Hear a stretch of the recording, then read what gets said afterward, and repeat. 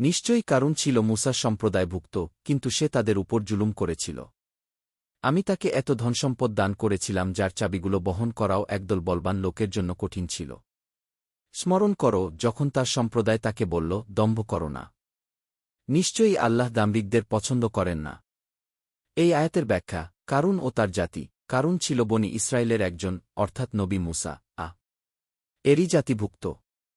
কিন্তু সে তার নিজের জাতির প্রতি অবিচার করেছিল, হয়তো সম্পদের গর্বে, অহংকারে অথবা অন্যায় আচরণের মাধ্যমে।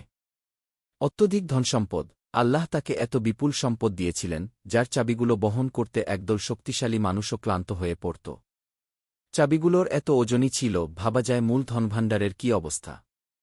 অহংকারের বিরুদ্ধে সতর্কতা। তার জাতির কিছু সৎ ও আল্লাহভীরু লোক তাকে সতর্ক করেছিল, অহংকার করো না গি। কারণ আল্লাহ দাম্ভিকদের পছন্দ করেন না। আমরা কি শিখতে পারি এই আয়াত থেকে? ১. সম্পদ কোনো অপরাধ নয়, কিন্তু অহংকার, অন্যায় ব্যবহার, আত্মম্ভরিতা এসবই একজন ধনীকে ধ্বংসের পথে নিয়ে যায়।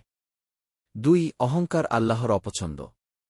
আল্লাহ স্পষ্টভাবে বলেন যে তিনি দাম্ভিকদের পছন্দ করেন না। বিনয়ী একজন মুমিনের অলঙ্কার। ৩. সম্পদের পরীক্ষা। সম্পদ যেমন একদিকে নিয়ামত, অন্যদিকে এটি একটি কঠিন পরীক্ষা। সঠিকভাবে ব্যবহার না করলে ধ্বংস অনিবার্য।